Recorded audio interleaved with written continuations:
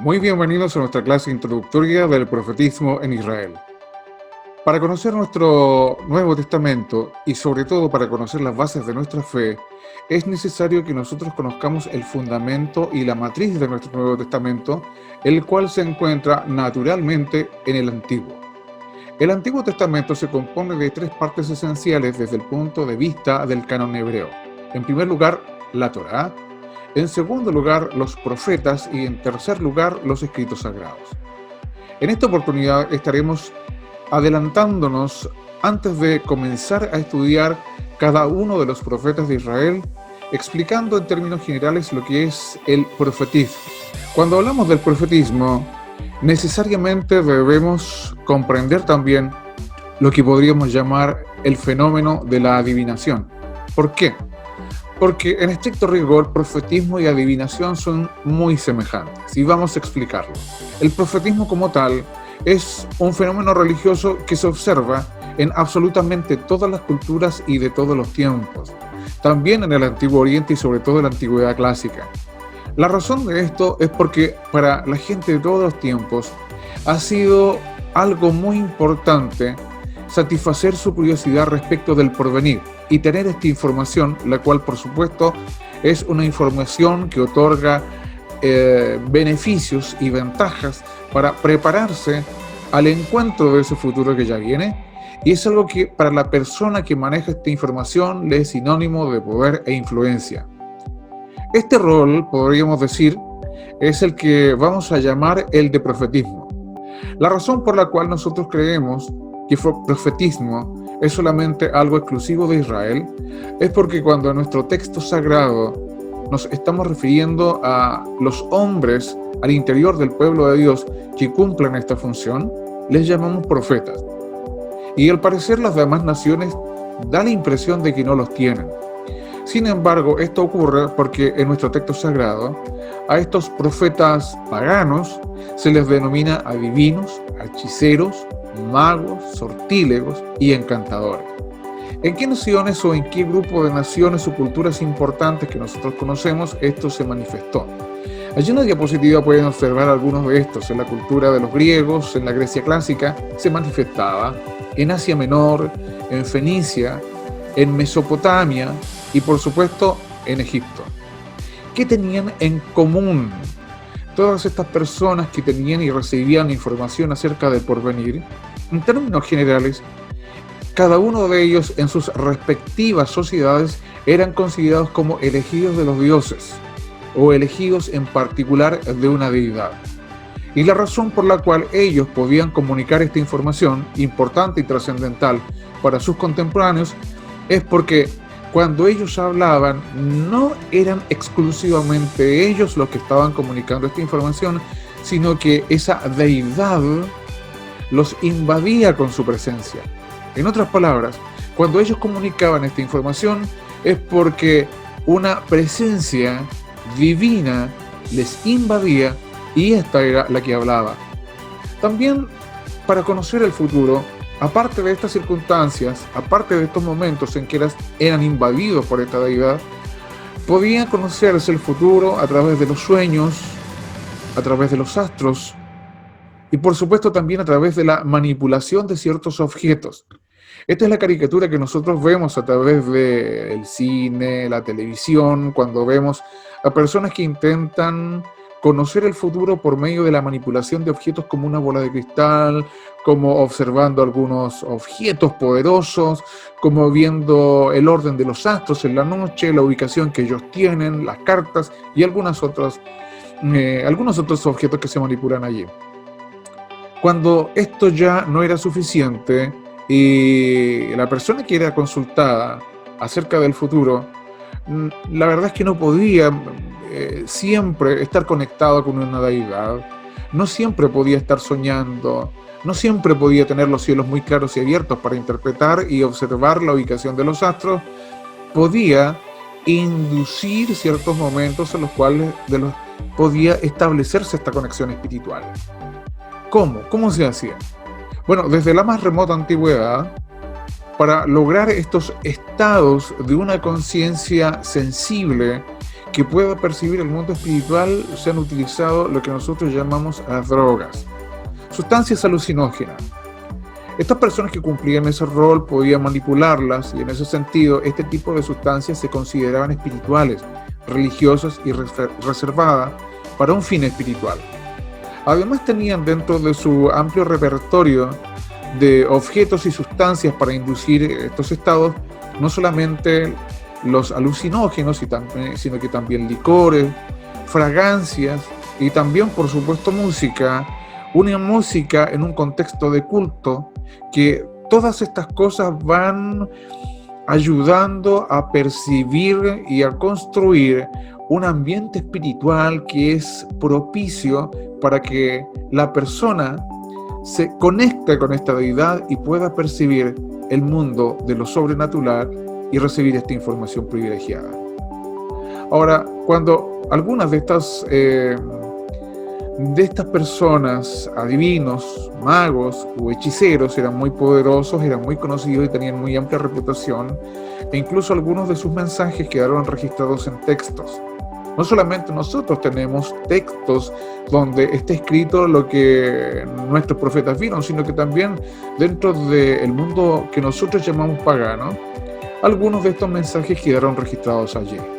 Ahora, cuando estas personas estaban invadidas de esta presencia espiritual, esta presencia divina desde el punto de vista de su deidad, ellos a veces incurrían en ciertos excesos como una forma de manifestar que esa presencia estaba allí dentro de ellos y era esta presencia la que iba a hablar. Algunos de estos excesos eran el desnudismo, algunos se desnudaban, otros comenzaban a herir sus cuerpos. Incluso dicen algunos textos que en más de alguna ocasión algunos de estos profetas paganos caían en excesos tales como el canibalismo, es decir, comerse a otro ser humano, o comerse una parte del ser humano. ¿Por qué lo hacían? Porque cuando esto ocurría, estaban manifestando con esto que estaban siendo invadidos o poseídos de esta presencia divina. Un pasaje en el cual se observa esto es precisamente en nuestro texto sagrado, el evento de cuando el profeta Elías enfrenta a los profetas de Baal, allí en el Monte Carmelo. Esto pueden encontrarlo en el libro de Primera de Reyes, en el capítulo número 18. Tenemos allí a Elías, quien ha desafiado a estos profetas. Los profetas de Baal ya han edificado su altar, han degollado al animal que iban a ofrecer, han puesto allí la leña y están invocando a su Dios. Dice el texto sagrado que en un momento ellos comienzan a sajarse, comienzan a herirse, les escurre la sangre y comienzan a gritar en alta voz. La verdad es que la mayoría de nosotros a veces pensamos que estas personas son simplemente unos charlatanes, unos embaucadores que tienen engañada a esa gente que es muy ignorante y que por medio de esta exageración, por medio de este performance, ellos van a persuadir a sus oyentes, al auditorio que tienen allí, como para sugerirles que verdaderamente hay una conexión divina.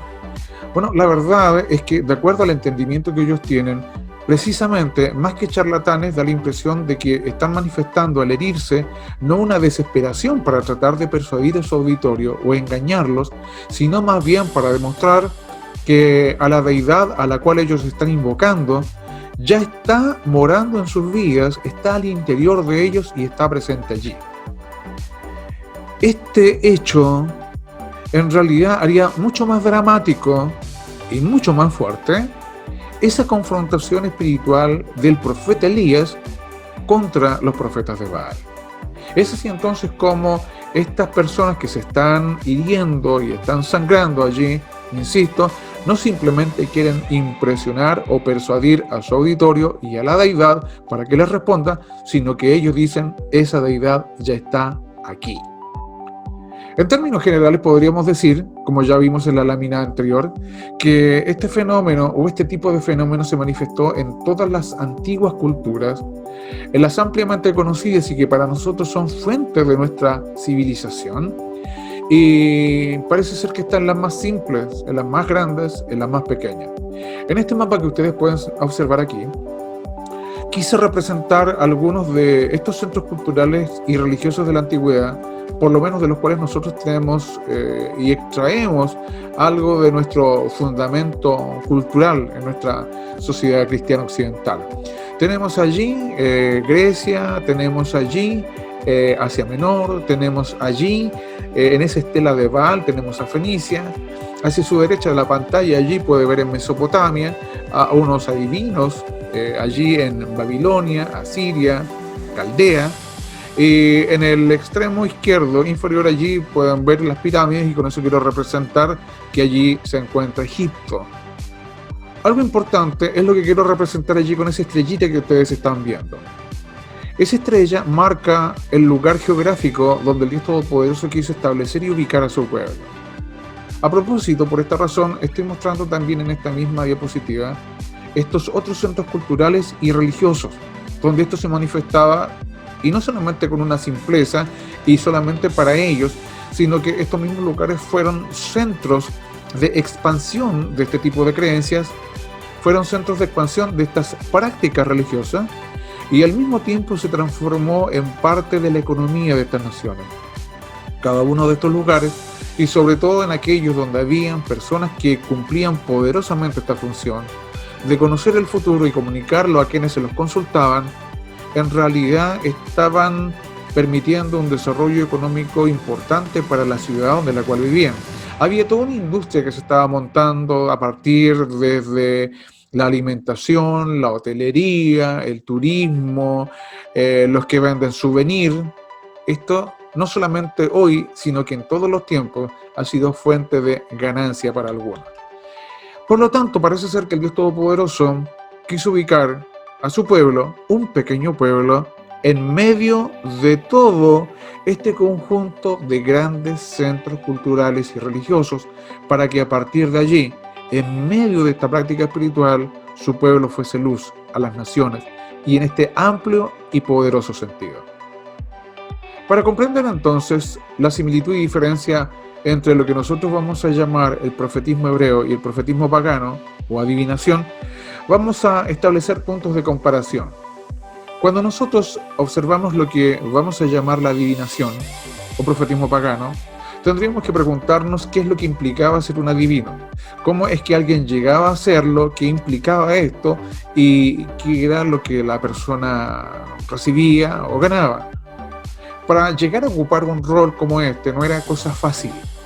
Solamente podían acceder a la función de adivino o profeta pagano aquellas personas que inicialmente ya manifestaban una especie de don, y con esto me refiero a una sensibilidad a lo espiritual, al mundo de lo invisible.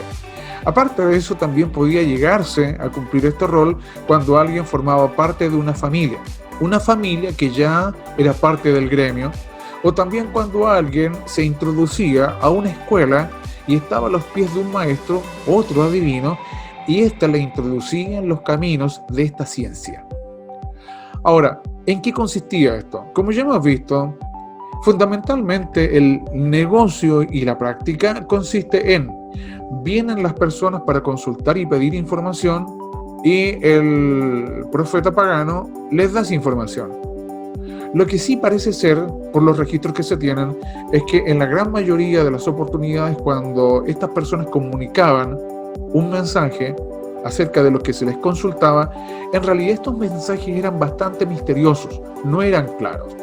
Y para poder comprender el mensaje que se estaba entregando, también se precisaba cierta forma de iniciación en este tipo de ciencias para comprender estas palabras y poder tener un poco de luz respecto de lo que se estaba informando.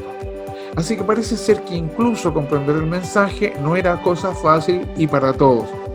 Y como hemos dicho, esto implicaba o se consideraba una ciencia o supuesta ciencia porque involucraba también el aprendizaje de la manipulación de objetos, la interpretación de estos y también la interpretación de signos en el mundo, y esto era lo que requería un tiempo de aprendizaje no menor, que en el caso de algunos involucraba varios años.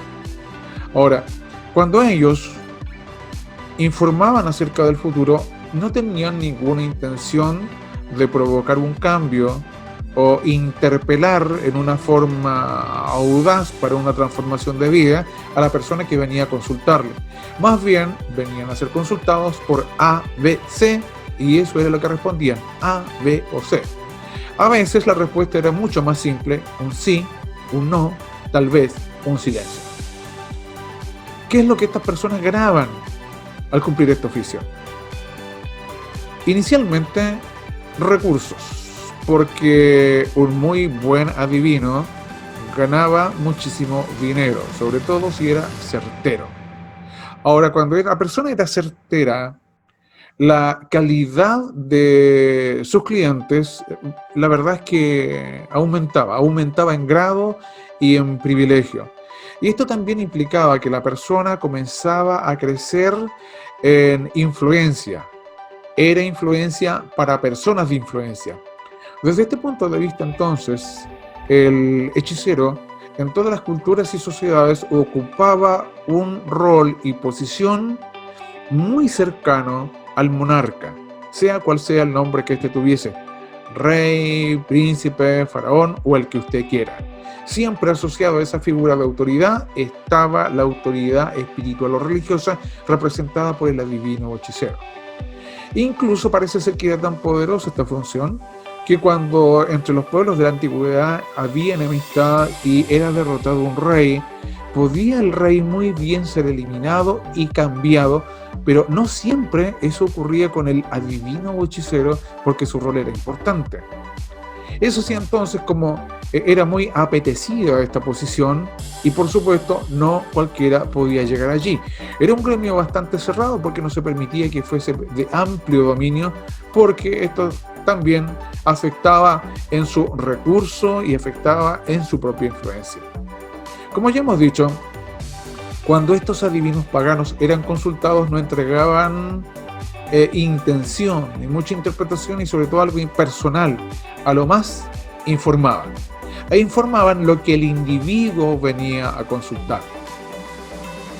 En cuanto a la importancia del rol del profeta, si tuviésemos que definirlo en unas palabras simples, parece ser que lo que hacía muy poderoso el actuar del profeta pagano es que al parecer este tenía las claves y las llaves para persuadir a la deidad para que ésta respondiera e hiciera aquello que los seres humanos deseaban o necesitaban. Esto es muy importante y bastante interesante. Cuando la deidad decía no, los seres humanos entendían que habían formas de persuadir a la deidad. ¿Cuál era esta? Acudir al adivino. El adivino entonces sabía cómo hacerlo, cómo comunicarse, cómo interpretar los mensajes divinos y cómo hacer que estas deidades entonces cambiaran su voluntad, su deseo y acabasen agradando los deseos de los seres humanos. Esto es muy importante si nosotros lo comparamos con el rol del profeta, el profeta hebreo, el profeta de Dios. La verdad es que para ser profeta no se necesitaba haber pasado por una escuela. No existía una escuela donde se enseñara a profetizar como tal. Tampoco era necesario ser parte de una familia y de un linaje profético. Tampoco se requería un don previo o una sensibilidad al mundo espiritual previamente. Parece ser, de acuerdo a la Escritura, que para llegar a ocupar esta función y esta posición al interior del pueblo, lo que era decisivo y fundamental inicialmente era un encuentro con Dios. Y no solamente el encuentro y la experiencia de encuentro con Dios, sino que el llamado divino. En otras palabras, no dependía de la voluntad y el deseo de quien deseaba ser, sino que dependía de la voluntad de Dios. Adivinos querían ser muchos, y algunos de ellos lo lograron. Profetas no se llegaba a hacer por el deseo de alguien, era por el deseo de Dios. En cuanto a los mensajes que los profetas comunicaban, para su tiempo y para su momento eran muy, muy claros. Todo el mundo podía comprenderlos.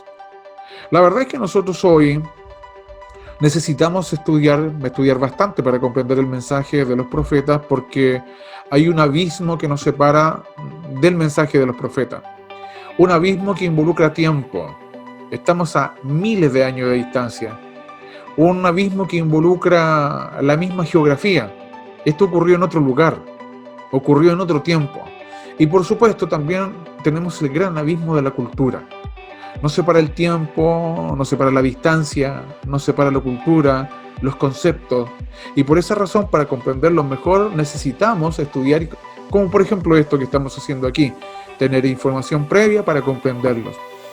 Pero sus contemporáneos no requerían nada. El mensaje era simple, era sencillo, era comprensible y apelaba a la acción. A diferencia de los adivinos, que debían inducir ciertos estados, manipular objetos e interpretarlos, los profetas no manipulaban nada, no utilizaban objetos. Es cierto, sí, que en algunos casos, como en Moisés o en Elías, se puede hablar de una vara, se puede hablar de una capa, de un manto. Sin embargo, aun cuando se describen en nuestro texto sagrado algunos objetos, estos en sí no tienen poder. Esta idea de un objeto poderoso, de un objeto ungido, de un objeto que en sí parece ser que tiene poder al tocarse y eso puede alcanzar a otros, corresponde más bien a una mentalidad pagana. Un verdadero profeta del Señor, cuando utilizaba estos objetos, simplemente lo hacía a veces con una intención didáctica, con la intención de ilustrar el mismo mensaje que está comunicando. Pero no dirá más allá de eso. En el profetismo hebreo no existen objetos de poder, no existen objetos ungidos. Lo que sí existen son personas ungidas, y el profeta era uno de ellos. Ahora, cuando venían a ser consultados, es cierto que venía un individuo, a veces preguntaba una situación específica o un dato específico, pero cuando acudían al profeta, la verdad es que debían tener mucho cuidado, porque los profetas no siempre respondían solamente lo que se les consultaba, sino que en la totalidad de los casos daban la información a esa persona que Dios deseaba. Si ustedes observan en el texto sagrado, vamos a ver que no siempre la gente acudía a los profetas. No era frecuente. Era más frecuente acudir al adivino. En el caso del texto bíblico parece que es al revés. Es el profeta el que acude al pueblo. ¿Por qué era esto? Porque más bien el adivino, o acudir a un adivino, era bastante inocente y era bastante, podríamos decirlo, seguro. ¿Seguro en qué sentido? La persona sabía lo que recibiría. Esto es la información que está solicitando. Cuando alguien acudía a un profeta, eso no era seguro. No era seguro porque pudiese ser que el profeta comunicaba otra información que la persona no deseaba recibir.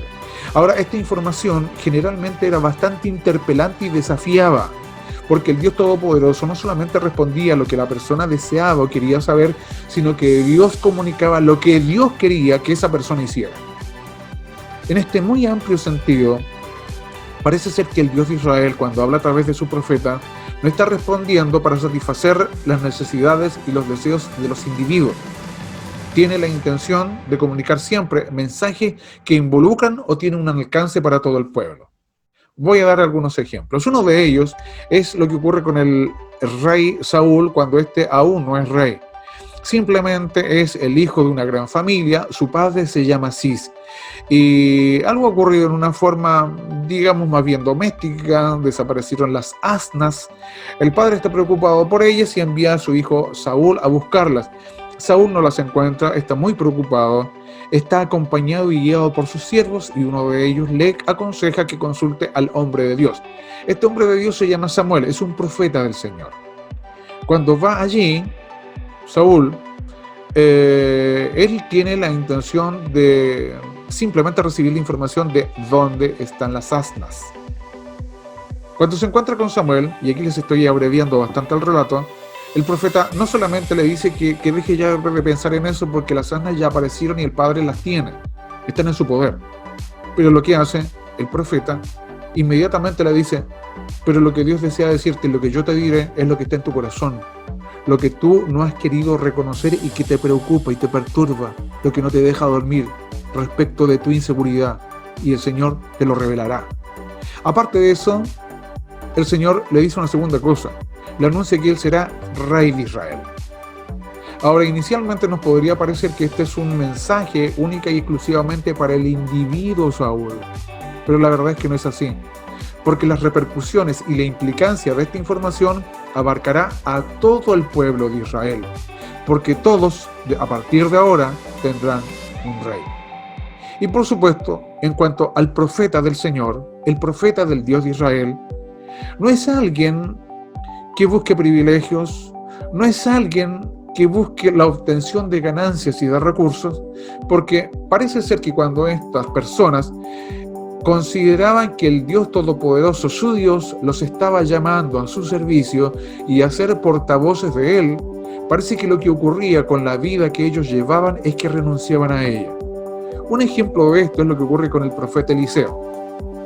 Por la información que el texto bíblico nos da, él maneja ciertos recursos, parece que tiene una hacienda familiar que involucra muchísimo dinero. Se nos dice hasta un número de bueyes que él está utilizando mientras está arando. Esto involucra recursos, involucra riqueza. Pero cuando aparece frente a él el profeta Elías y le arroja su manto, él entiende inmediatamente lo que ocurre. Es Dios quien lo está llamando. Él lo interpreta con mucha claridad. ¿Cómo responde él? Lo sigue. ¿Y qué es lo que hace? Allí mismo dice el texto sagrado que él procede a degollar algunos de sus animales y con el mismo yugo, parece que es una fogata, y los ofrece en holocausto. ¿Qué dice con eso? Que está renunciando a sus bienes, a su vida, a sus posesiones, como lo principal de su vida, y él se consagra por completo a servir a su Dios. Así que en realidad estas personas no buscaron privilegios, ni honra, ni recursos.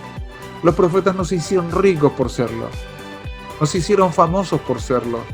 Incluso más bien desde un punto de vista bíblico, todos aquellos que nosotros consideramos grandes profetas del Señor, fue gente que no tuvo un gran auditorio. Muy probablemente, hoy, en nuestro presente, si apareciese alguno de estos grandísimos profetas del Señor, no llenarían estadios, no llenarían un salón para un congreso o un seminario, porque la verdad es que el mensaje no es muy popular. Y no puede serlo, porque en realidad, más que el profeta manipular a Dios y hacer que el Señor responda a los deseos y a la voluntad de cada uno de los individuos de su pueblo, es más bien a la inversa. El Dios Todopoderoso ha escogido a estas personas para que ellos comuniquen su voz, y la voz del Señor lo que está diciendo es que son los oyentes, es el pueblo y cada uno de los individuos los que deben hacer su voluntad. Y la principal voz que los profetas declaran es llamar al arrepentimiento para que el pueblo se convierta, para que se vuelva a su Dios, para que deje sus malos caminos y para que se vuelva al Señor. En eso consisten los profetas. Al verlos en paralelo, por supuesto que hay diferencia. Tal vez en la práctica algo que hagan podría llegar a parecerse un poco. Sin embargo, en la esencia, en lo que es la motivación, en lo que es el corazón del que está sirviendo, es completamente diferente. Pero más allá de esto, lo que hace singular y por supuesto hace distinto al profeta de Israel en cuanto a su mensaje, en cuanto al tono y en cuanto a la intención, es porque el contenido y el mensaje de los profetas del Señor tiene derecha y estricta relación con el pacto del Señor, el pacto del Dios Todopoderoso con Israel, su pueblo. Cuando hablamos del pacto, generalmente algunas personas tienden a pensar en la ley del Señor, piensan en los 10 mandamientos, y esto sería el pacto, el monte Sinaí. Sin embargo, más allá de identificar el pacto con un objeto, como podrían ser las tablas de la ley, tendríamos que decir que el pacto, más allá de un simple contrato, como algunos lo definen, el pacto en sí y en esencia es una relación. Es la hermosa relación que establece el Creador, el Dios del universo, el Rey del universo con su pueblo. Ahora, justamente este Rey del universo el mismo que ha creado toda esta creación suya por medio de sus palabras, porque cada una de sus palabras es un decreto, cada palabra de Dios es un decreto que funda y estructura y construye toda esta creación y todo este mundo. Este rey, cuando algo o alguien dentro del espacio de su creación no está cumpliendo o sintonizando con estos decretos suyos, él asume otro rol, el rol de juez, y tiene que hacer justicia. Ahora, lo importante y lo valioso de esta hermosa relación de pacto es que el Creador, el Rey del Universo, decide establecer esta hermosa relación con su pueblo, no pensando en los méritos que el pueblo tiene, porque como muy bien lo dice el libro del Deuteronomio en el capítulo número 7, el Señor le aclara a su pueblo que cuando Él los eligió para amarlos, y esta elección ya es una muestra de amor, no fue por sus méritos, no fue por lo grande que eran, no fue por lo poderoso que eran, no fue por lo sabio que ellos eran. En lugar de elegirlos por sus méritos, más bien los eligió por sus deméritos, por lo que le faltaba. Es exactamente lo mismo que usted puede leer en el libro de Corintios, en 1 de Corintios, cuando Pablo le está escribiendo a los hermanos y les dice: quiero por favor, hermanos, que ustedes recuerden que no muchos de ustedes eran sabios, no muchos de ustedes eran ricos, no muchos de ustedes, y le empieza a enumerar un listado de solamente desgracias y calamidades, pero les aclara algo: pero lo hizo así el Señor para mostrar su gloria y su gracia, para avergonzar a los sabios, a los ricos, a los entendidos, para que Él sea glorificado. Pues bien, este enfoque y esta actitud es la que se manifiesta inicialmente de parte del Dios de los cielos, el Creador del universo, con este pueblo, al cual, no teniendo méritos, el Señor se va a unir a Él, lo ama, y esta es la manifestación de su gracia o de su amor, que sin tener méritos el Señor lo escoge y lo va a tomar como si fuese su hijo. Es decir, a partir de Sinaí, y cuando el Señor le entrega la ley a su pueblo, el Señor está tomando su pueblo como si fuese su pequeño, su criatura, y Él está asumiendo el rol de padre. Esto es lo que dice específicamente el Señor a su siervo Moisés cuando lo llama y le comisiona que cuando vaya a Egipto y hable con el faraón debe decirle estas palabras. Así dice el Señor dice: deja ir a mi pueblo, deja salir a Israel, mi hijo, mi primogénito, y ten cuidado de cómo tú tratas a mi hijo, dice el Señor, porque si tú tratas a mi hijo con rigor y dureza, yo castigaré al tuyo.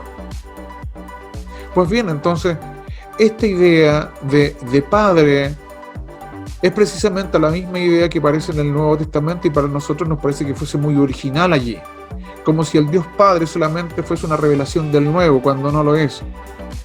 El Dios que se presenta como un Padre poderoso, bueno, que se preocupa, que protege y que guarda, está en toda la Biblia, en el Antiguo y en el Nuevo Testamento, y aquí aparece bajo la presencia y manifestación del Padre que cobija a su pueblo, a su pequeño.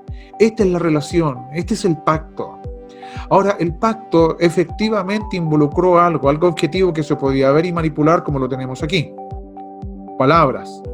La palabra constructiva que construye y edifica quedó registrada y el Señor la comparte con su pueblo. Ahora, ¿cómo es que el Señor llama esta palabra y cómo le llama al pueblo, su pueblo, el pueblo de Israel? Se llama la Torá. Ahora, cuando en algún momento el texto hebreo se tradujo al griego, algunas personas la palabra Torá la tradujeron por nomos, y nomos significa ley. De allí entonces que todas las veces que en nuestra Biblia aparece la expresión ley o la ley en nuestro Nuevo Testamento, está haciendo referencia al texto hebreo, específicamente a la Torá. Sin embargo, parece ser que esta traducción no es la más adecuada ni la más feliz en cierto sentido. ¿Cuál es este? Que cuando nosotros hablamos de ley, esto lo asociamos inmediatamente a límites, a barreras, a principios, a juicios, castigos, sentencias. Y parece ser que el vincular todos estos conceptos nos hace tener una idea de que el Dios que entregó esas palabras, que son restrictivas, limitantes, bastante sentenciosas en su tono, y parece ser que extremadamente rigurosa, que anuncian castigo, simplemente pueden corresponder a un Dios que parece ser que tiene muy poca paciencia, parece que es demasiado quisquilloso, parece que siempre está bastante malhumorado y al cual hay que tenerle miedo. Nada más alejado de la verdad. Cuando nosotros traducimos la expresión Torah, tal como aparece allí en su diapositiva, allí en amarillo, tal vez la forma más adecuada de traducirla sería la enseñanza, porque en el contexto del pueblo de Israel, la enseñanza era la función que cumplía papá y mamá respecto de sus hijos, y la gran motivación para enseñar era el amor. Enseñar es amar, es enseñar a vivir con la motivación del amar, y se enseña amando. ¿Qué era lo que el Dios Todopoderoso, este Padre Eterno, deseaba que su hijo, que su pueblo aprendiera? A caminar en la senda que su Padre Celestial y Eterno estableció para que aprendiese a vivir. Y no solamente para que aprendiese a vivir, sino que al vivir en esta forma luminosa, esa vida pudiese ser luz a todas las demás naciones y las demás naciones pudiesen ver en ellos el resplandor de su Padre, de su Dios, de su Creador. Esta es la hermosa relación de pacto. En nuestro texto sagrado, y específicamente en los profetas que vamos a estudiar, encontraremos que aparte de esta relación humana que el Señor utiliza para ilustrar la relación que tiene con su pueblo, aparte de la relación de papá e hijo, también se utiliza la relación de esposo y esposa y la de señor y siervo. Esto es lo que cuando veamos el profeta Isaías en el capítulo número 1 o cuando veamos el libro de Oseas, uno de los profetas menores, allí se establece esta relación de esposo-esposa o de papá-hijo.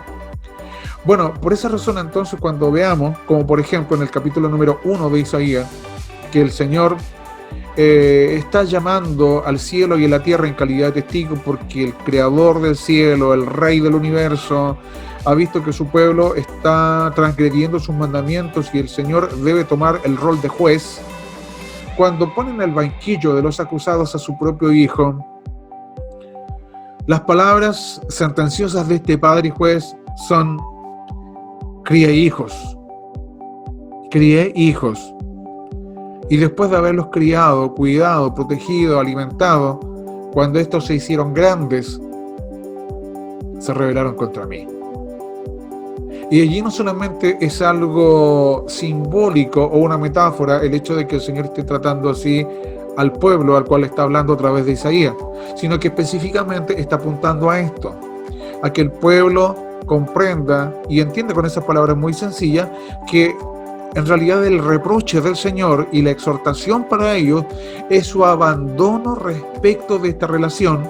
La destruyeron y no están cumpliendo los mandamientos del Señor, porque la forma en que el pueblo debía amar a su Dios era a través de la obediencia a los mandamientos. En ese mismo pasaje del capítulo número de Isaías, dice el profeta, porque el buey, allí habla del buey y del asno que conocen el pesebre de su Señor. Sin embargo, dice, mi pueblo no entendió. El pueblo no entendió. Y allí está utilizando esa otra ilustración que aparece allí también en su diapositiva, donde está hablando a su pueblo como si fuese su siervo. Y lo está comparando con animales que cumplen un servicio, y al parecer estos animales sí serían capaces de discernir y conocer la voz de su Señor, y a la voz de su Señor ellos acuden, responden y obedecen, y su pueblo no. Atentos entonces cuando nos encontremos con estas tres formas de ilustración que utilizan los profetas, porque recuerden, esto está enfocándose directa y exclusivamente al pacto, porque la relación del profetismo y el pacto podríamos sintetizarla de la siguiente forma. A través de la historia de Israel, el Señor fue estableciendo y construyendo diversas instituciones al interior de su pueblo, las cuales tenían como propósito mantener y conservar al pueblo en esta hermosa relación de comunión, de conexión, de intimidad con su Dios. Esto es el pacto, no lo olvidemos nunca. La primera de las instituciones que el Señor va a establecer en Israel se llama el sacerdocio. Cuando hablamos del sacerdocio, inicialmente lo vinculamos a los sacrificios, los animales, las ofrendas, los diezmos. el templo o inicialmente el tabernáculo o Mishkan, el lugar de la morada divina. Sin embargo, una función importantísima que generalmente no consideramos en los sacerdotes es que ellos debían enseñar la ley del Señor. Ahora, para poder enseñarla, se requería no solamente que supiesen leer y escribir, un requisito fundamental para ellos, sino que además de esto, los sacerdotes fuesen los primeros en cumplir y obedecer los mandamientos del Señor, porque eso es lo que permitía tener la autoridad suficiente como para poder comunicar el mensaje del Señor. Y esto también vale para nosotros hoy. Si alguien no está viviendo la ley del Señor, mejor que se calle. Porque solamente las personas que tienen la palabra del Señor morando en su vida y que la viven son los que la pueden declarar con legitimidad y con autoridad. Esa legitimidad los sacerdotes en varios momentos de la historia del pueblo de Israel la perdieron. No solamente bajaron los estándares de lo que ellos debían enseñar al pueblo, sino que ellos mismos también comenzaron a relajarse en la observancia de la ley, y esta relación, este vínculo hermoso comenzó a debilitarse y a fracturarse. Cuando esto ocurre, y esto ya es una advertencia seria de lo que podría ocurrir con su pueblo, el Señor permite una nueva institución. Esto se va a llamar la monarquía. La monarquía nosotros la asociamos a la persona y a la figura del rey. Para muchos, el rey simplemente, o un rey, es alguien que gobierna, alguien que dirige, alguien que manda. Bueno, probablemente entre las naciones paganas esto haya sido así, porque en el mundo pagano las leyes de un reino comienzan y nacen de la voluntad y de la mente y del corazón del rey. No es este el caso de Israel. Ningún rey de Israel pudo crear leyes. Las leyes ya estaban creadas.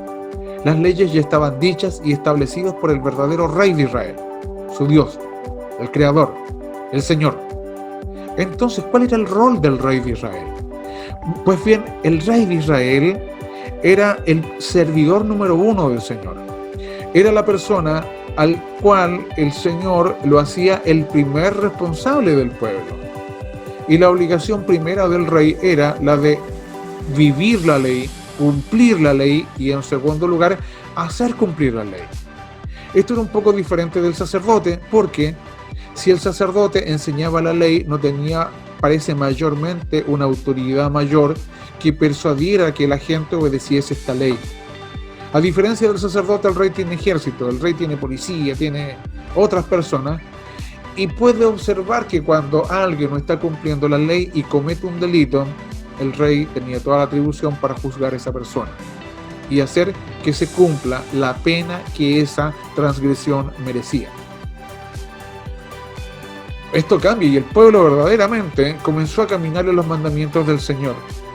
Ahora, lo que nos dice la historia sagrada es que después de David, los siguientes reyes de Judá no fueron tan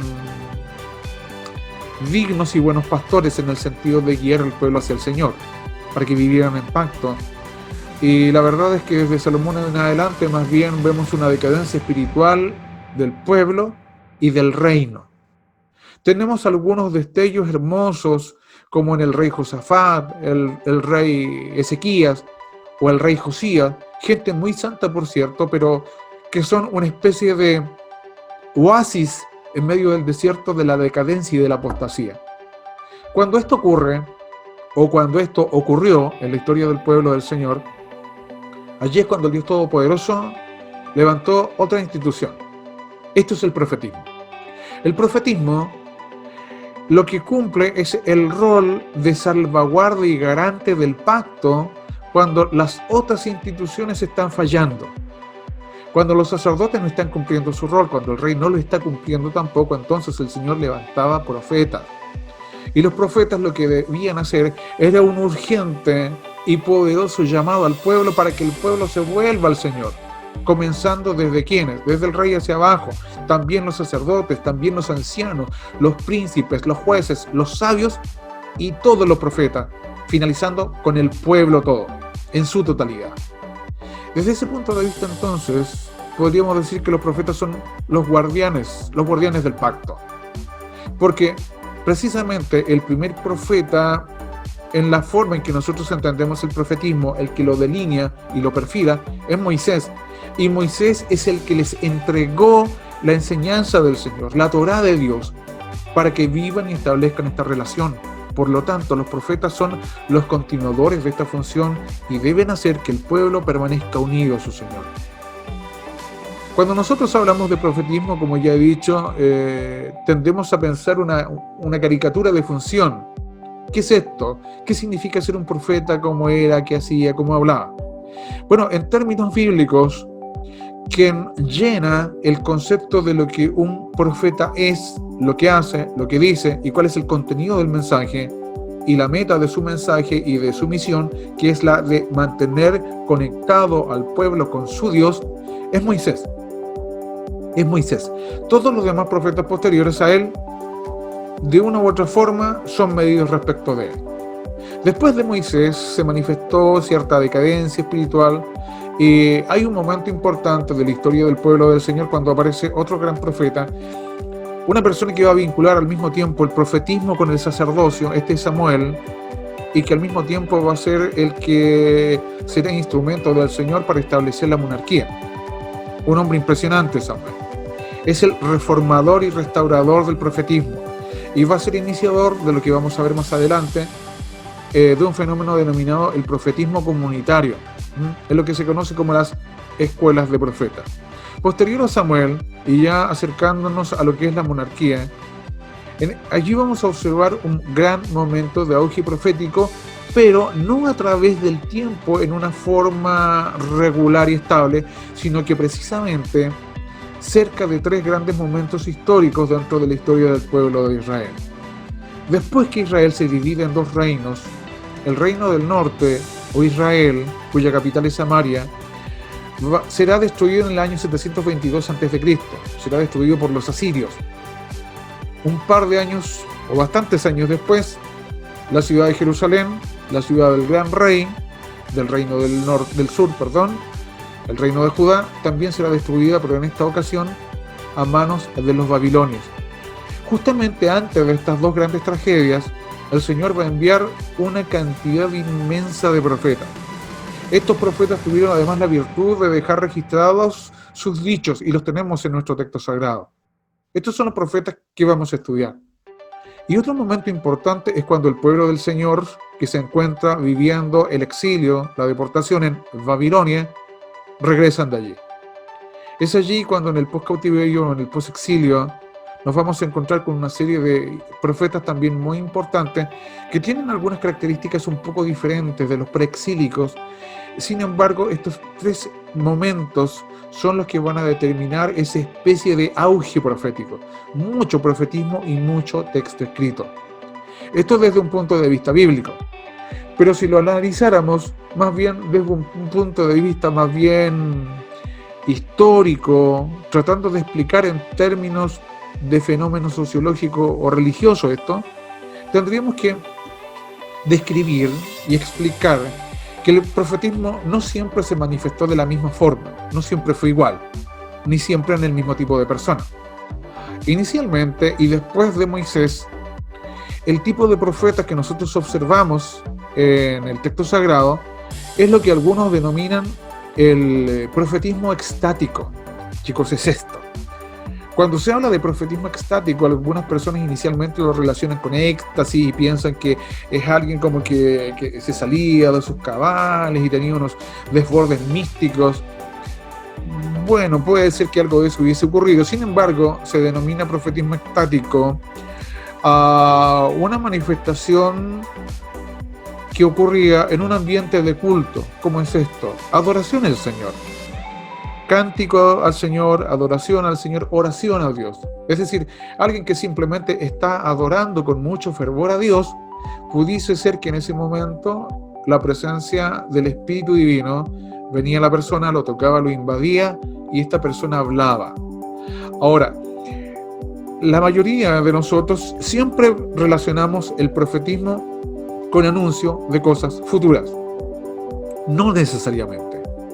Cuando hablamos de que estas personas que estaban en un ambiente de culto el Espíritu del Señor les invadía, no siempre comenzaban a anunciarle a todos los que tenían a su alrededor lo que les iba a ocurrir en el futuro, lo que les ocurriría mañana o pasado mañana. Más bien algunos de ellos comenzaban a exaltar el nombre de Dios y a declarar sus maravillas y lo glorioso y poderoso de Dios. Bueno, a nosotros tal vez eso no nos parecería muy profético, pero sí lo era, por la simple razón de que es el Espíritu de Dios el que está inspirando esas palabras. Entonces parece ser que el profetismo no solamente implica palabras para el futuro. Vamos a aprender que sobre todas las cosas el profetismo tiene una palabra poderosa, pero para el presente. E interpela al pueblo, llama al pueblo a que cambie su rumbo hoy. Bueno, ese es el profetismo que se da. No tenemos mucha gente famosa en términos bíblicos, pero sí se puede ver, bueno, vemos algunos casos de esto y ejemplos. Dos. Número uno. Uno de ellos podemos encontrarlo cuando el rey Saúl, cuando aún no es rey, está despidiéndose del profeta Samuel. Este le dice que él va a recibir 3 señales que le confirmarán lo que el Señor le ha dicho. Esto es, que él será rey de Israel. Una de estas señales, la última, es que cuando él esté a punto de llegar a su casa, se encontrará con una comitiva de profetas. Pues bien, ¿qué es lo que dice el texto bíblico? Va Saúl camino a su casa y efectivamente se encuentra con un grupo de gente que ve a lo lejos y estos vienen cantando y danzando.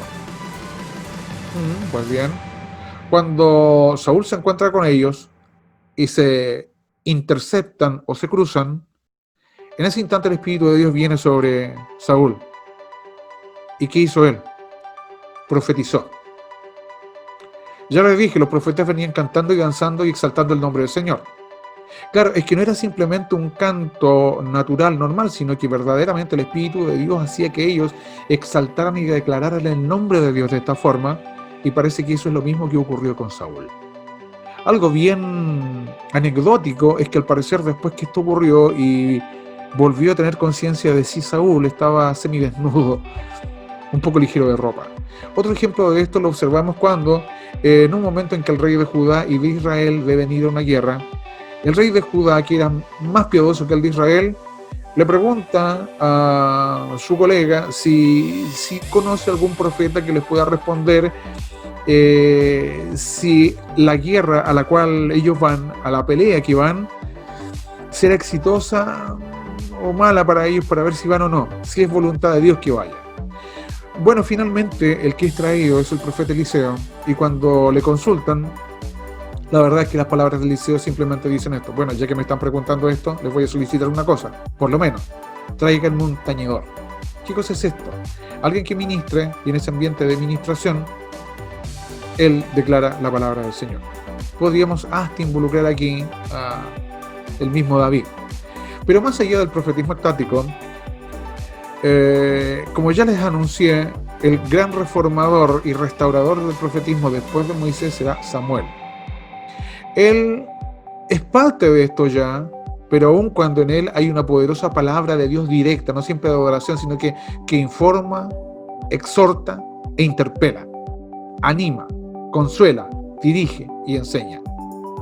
Cuando él llega a la escena, se da cuenta que es un riesgo que decaiga la manifestación del Espíritu Divino al interior de su pueblo, y va a establecer lo que se denomina el profetismo comunitario.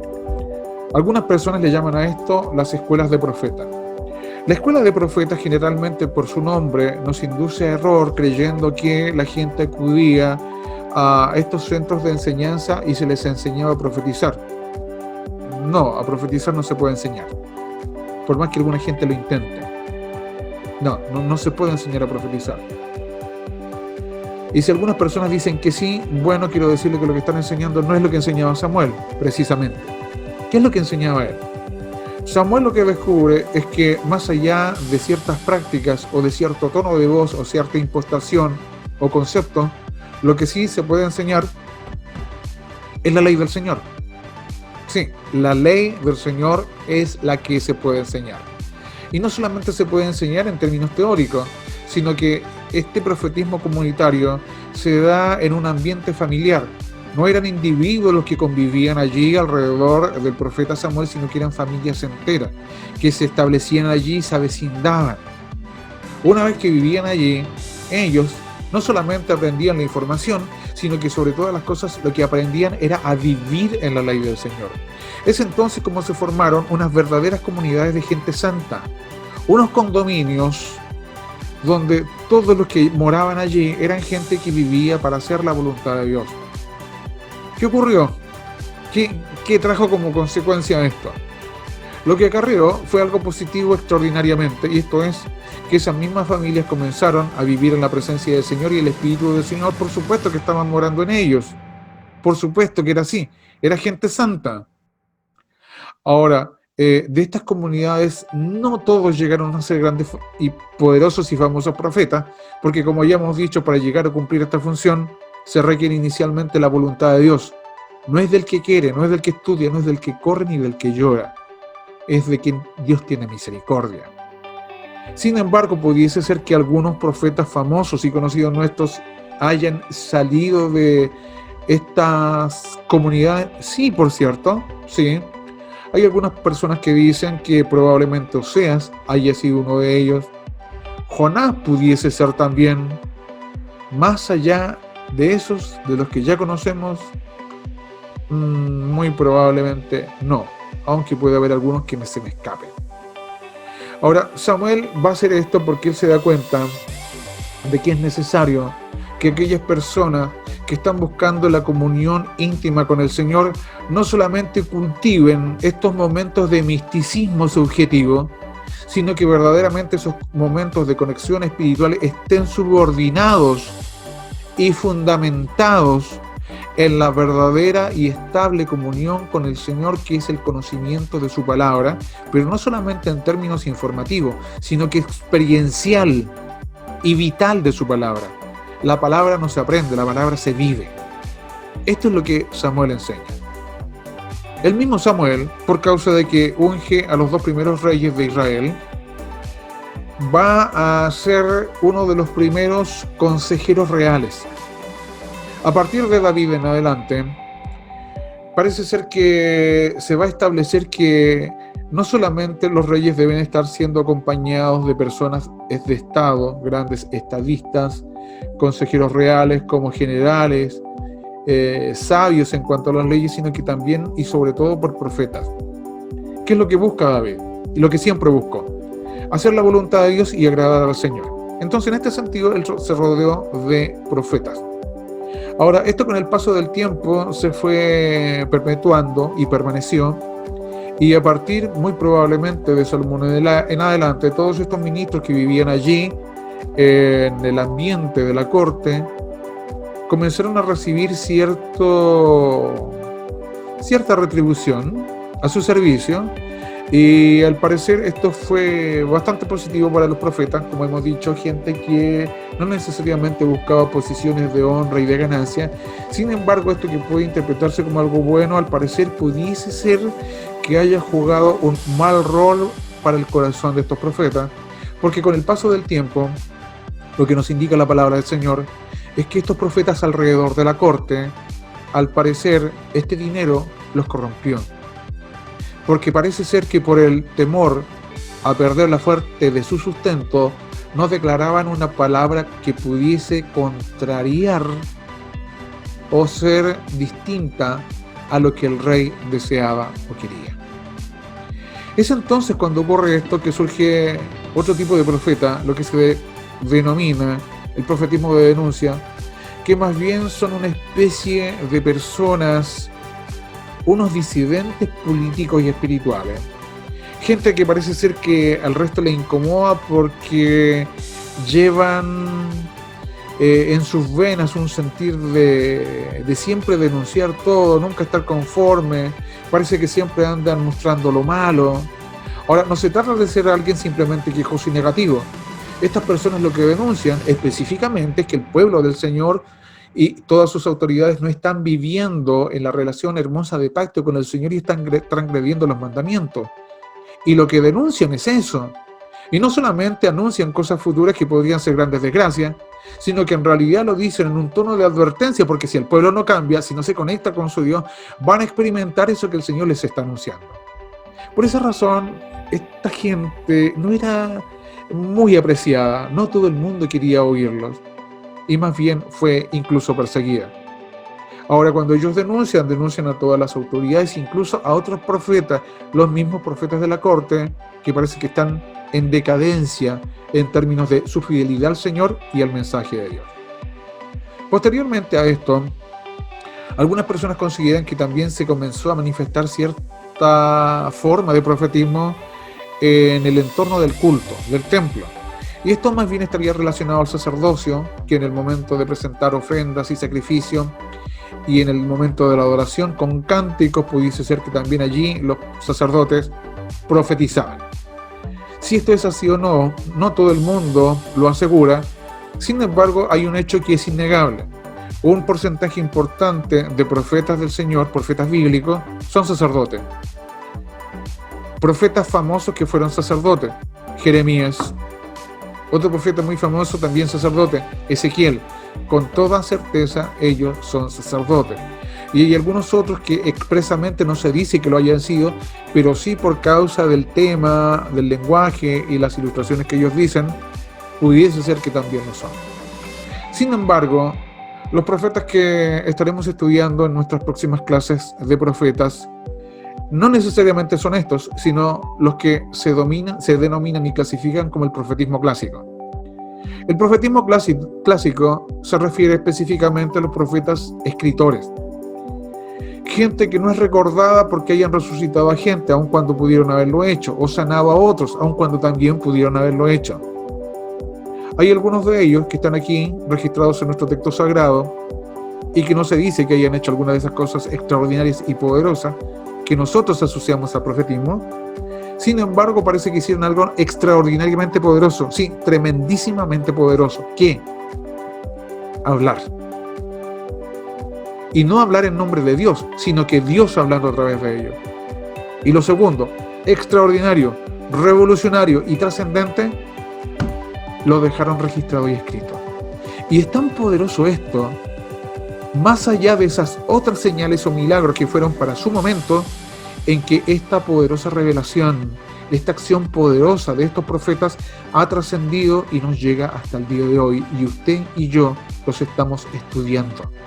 Y al comprenderlos, todavía nos hablan, todavía nos quebrantan, nos llevan a la presencia del Señor, iluminan nuestra mente y nos purifican, nos limpian, nos santifican y podemos oír la genuina voz de Dios.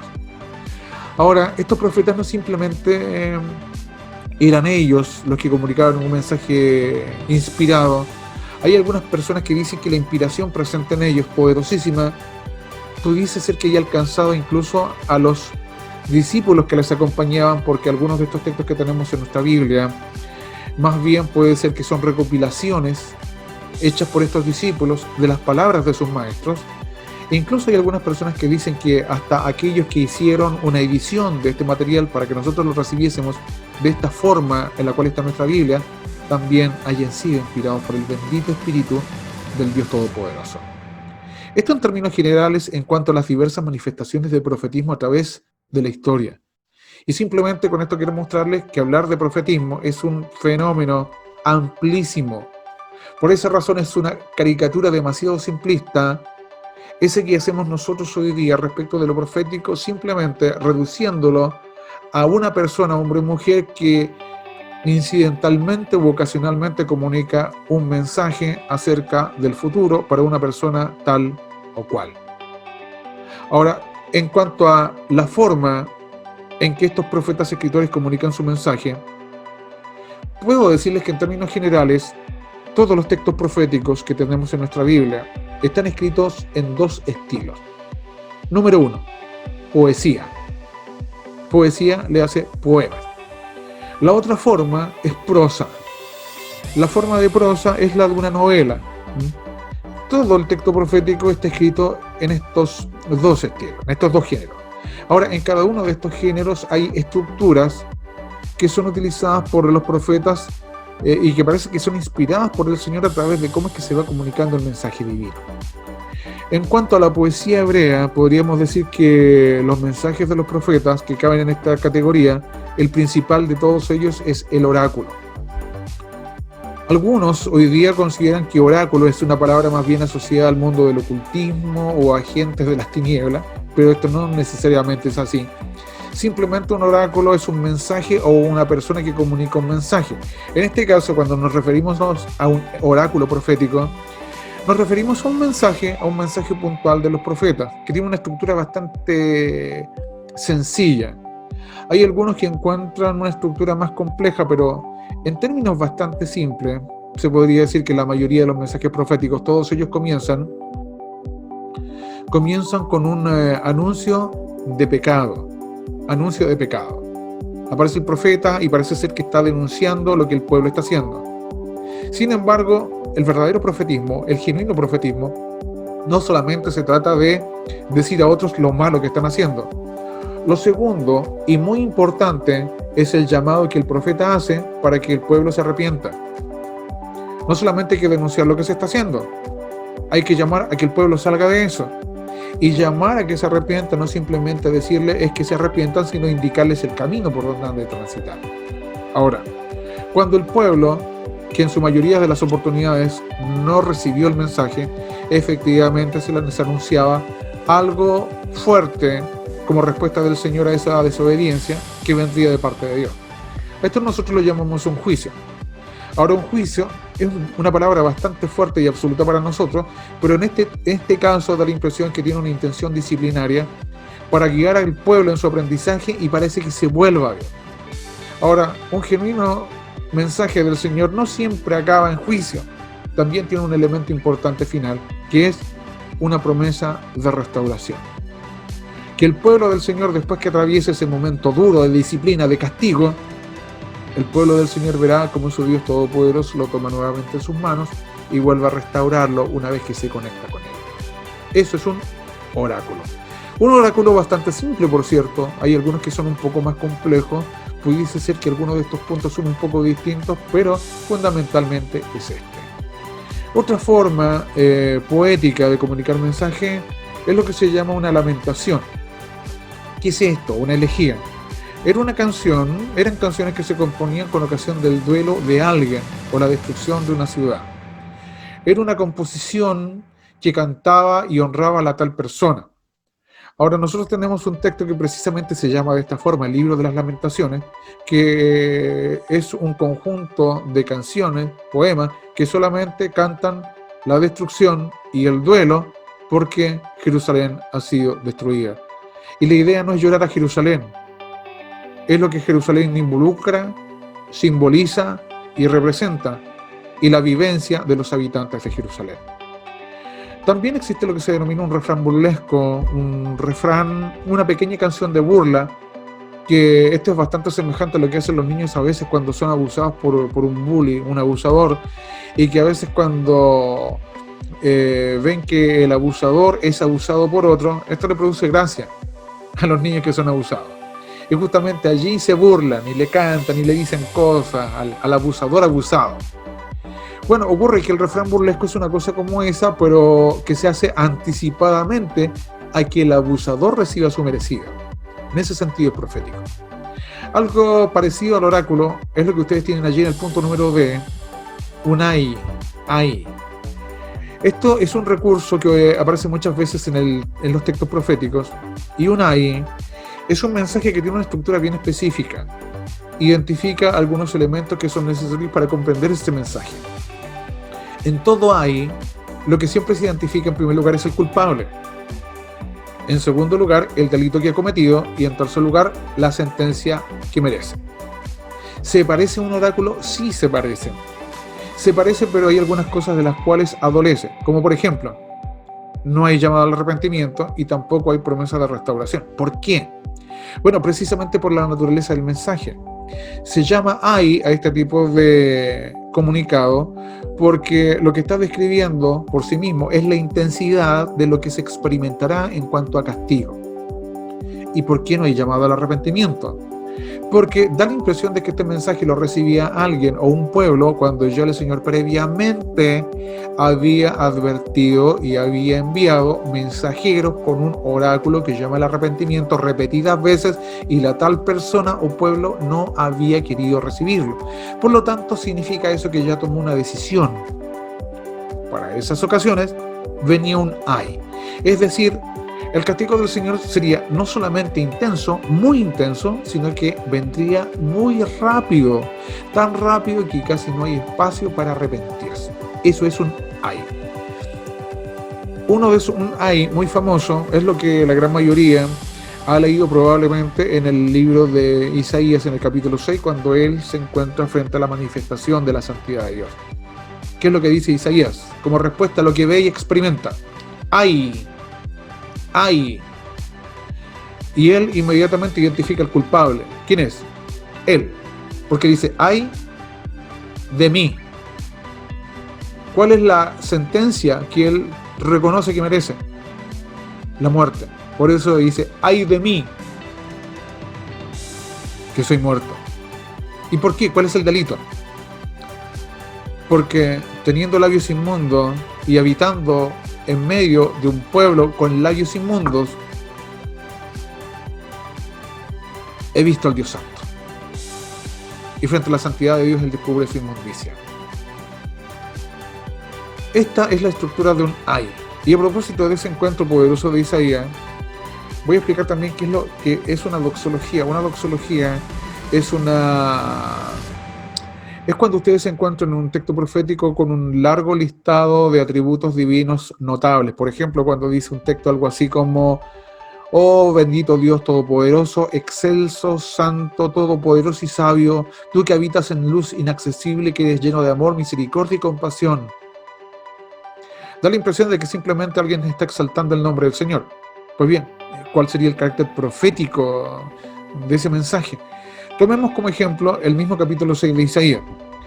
Cuando Isaías está frente a ese momento de adoración celestial del Dios Santo, y son estos serafines que están allí, que él percibe, que están adorando y tributando adoración al Señor, lo único que dicen estos seres espirituales en esa doxología muy breve y simplista es: santo, santo, santo. Repito, santo, santo, santo. En segundo lugar, toda la tierra está llena de su gloria. Pues bien, ¿cuál es el punto de atributo divino que se exalta? La santidad. Pero, ¿qué es lo que produce esto en la persona que está oyendo? Se mira a sí misma, y al tener la presencia gloriosa y sobre todo santa del Señor, se ve a sí mismo y se ve inmundo, se ve sucio. Por lo tanto, cuando alguien está exaltando en una doxología la fidelidad de Dios, el que esté escuchando el mensaje o leyendo el mensaje tiene que mirarse a sí mismo y decir: sí, yo soy un infiel. Dios es fiel, yo no. Dios es lleno de amor, no, yo no. Bueno, eso en términos de la forma y estructuras del mensaje profético, pero en poesía. También existe en forma de prosa o de narración. Tenemos lo que vamos a llamar una narración histórica. La forma de narración histórica es lo que ustedes encuentran en los libros de Josué, Jueces, Samuel y Reyes. Cuando nosotros estudiamos esos libros, generalmente en todos los seminarios, se les denominan libros que se clasifican como de historia, libros de historia. Y así se les llama, libros históricos le llamamos. El único problema de llamar así estos libros es que si nosotros viésemos en la clasificación que tienen estos textos desde el punto de vista hebreo, no están clasificados como libros de historia, están clasificados como libros de profecía. Ahora, como yo les digo, para nosotros la profecía es un mensaje de algo que se anuncia en el futuro. No, esta es una profecía de algo que ya ocurrió. Entonces, ¿qué carácter profético tiene esto? Bueno, el carácter profético que tiene el texto involucra dos cosas. La primera es que justamente ese momento histórico es evaluado a la luz del pacto y de los mandamientos del Señor. Ese ya es el enfoque profético. Y esa condición de ese pueblo aparece registrada y queda aquí para que otros lo vean. Y en ese sentido, ¿qué es lo que hace ese texto? Nos interpela y nos exhorta a nosotros, a los nosotros de todos los tiempos, a evaluarnos. Y en ese sentido nos está hablando también, y deja de ser histórico, se transforma en un texto profético. También tenemos narración biográfica, como por ejemplo, uno de los textos predilectos que me gusta utilizar como ejemplo aquí es el del profeta Jonás. Si leen ustedes el libro de Jonás, descubrirán allí que, haciendo un análisis muy profundo de los 4 capítulos que involucran su libro, no hay ningún oráculo. No hay ningún oráculo. A lo más hay una breve frase que casi con desgano declara el profeta, que simplemente dice así: de aquí a 40 días Nínive será destruida. Cierra. Y eso es todo. Y el resto de los otros 4 capítulos, ¿qué son? Bueno, nosotros entendemos que no es la vida de Jonás, es el registro, es el libro de un evento de la vida de Jonás. Nada más. Bueno, pues bien, debo decirles que ese evento de la vida de Jonás, que involucra 4 capítulos, ese evento de su vida es el mensaje. Hay que entender ese evento, interpretarlo, porque al interpretar lo que él vive, se entiende y se comprende el mensaje del Señor. Entonces el mensaje no está en lo que él dice, el mensaje está en lo que él vivió. Lo mismo cabe para el profeta Oseas, para el profeta Isaías, para el profeta Joel, para el profeta Ezequiel, para el profeta Jeremías y varios que aparecen aquí en el texto sagrado, donde el Señor los somete a ellos a ciertas experiencias muy dramáticas. Y aun cuando en esos momentos tal vez no dijeron mucho, lo valioso y el mensaje del Señor es lo que los profetas vivieron allí. Algo semejante es lo que nosotros llamamos hoy día un acto profético. Cuando algunos profetas hacen unas cosas que a nosotros nos parecen un poco extravagantes, que aparecen registradas aquí en el texto bíblico, casi como narración histórica, y que en sí son el mensaje. Un ejemplo. En un momento, el Señor le dice a un profeta suyo llamado Jeremías que se haga unos yugos. ¿Y qué es lo que hace Jeremías? En obediencia se hacen los yugos. ¿Qué le dice el Señor? Que se los ponga. Y después que él se pone los yugos, y un grupito de yugos, el Señor le dice que salga a la calle. Y el pobre hombre sale a hacer el ridículo llevando ese yugo a la calle. Cuando él está en la calle, la gente sabe que hay algo raro, hay algo que Dios le quiere comunicar. Y para desgracia suya, le preguntan al profeta, ¿y qué es eso? ¿Qué significa? Explícanos, ¿qué es eso? Entonces Jeremías toma el yugo y le dice: esto dice el Señor dice que ustedes deben someterse a su voluntad, pero que ustedes no han querido hacerlo. Entonces, como no lo han querido hacer por la buena, el Señor va a tener que obligarlos a ello. Y para que se sometan a su voluntad, el Señor va a enviar ahora a Nabucodonosor, el rey de Babilonia, que va a sitiar esta ciudad y la va a destruir. Así que mejor es que ustedes se sometan y obedezcan rápido, porque si no se van a morir. Eso es un acto profético. Hizo algo allí, incluso hasta con un objeto allí nuestro querido Jeremías, pero precisamente esa acción de andar con eso, ese era el mensaje. Eso es un acto profético. Con estos diferentes elementos, amados, pretendo que tengamos al menos algunas herramientas muy básicas para que al leer los profetas podamos comprenderlos un poco mejor. Entendiendo que estos profetas se desenvolvieron y vivieron en tiempos históricos muy específicos.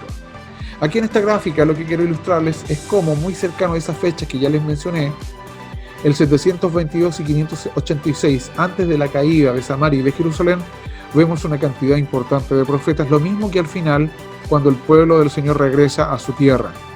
Allí tienen ustedes en amarillo los profetas mayores, también en momentos bien específicos: Isaías antes de la caída de Samaria, Jeremías antes de la caída de Jerusalén.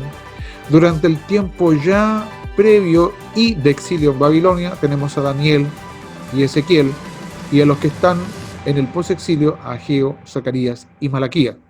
Si alguien se pregunta por qué razón aparece allí Joel en 3 lugares distintos, es porque algunos eruditos aún no están de acuerdo en identificar la fecha precisa y el momento exacto en el cual el profeta Joel profetizó. Esto es, en síntesis, lo que nosotros debemos conocer previo a la lectura y el estudio de cada uno de estos profetas. Entender lo que implica el ministerio, lo que implica el contenido, el propósito divino, el mundo en el que vivieron, la importancia de comprender el contexto histórico, comprender también la confrontación espiritual que están realizando respecto de otras naciones, otras fuerzas espirituales, otras realidades religiosas, porque solamente cuando tenemos este amplio repertorio de herramientas es que podemos leer el texto sagrado, orar al Señor y la luz del Señor por su Espíritu en nuestra mente nos permite comprender con un poco de mayor claridad la plenitud y el poder de su palabra. Que el Señor les bendiga.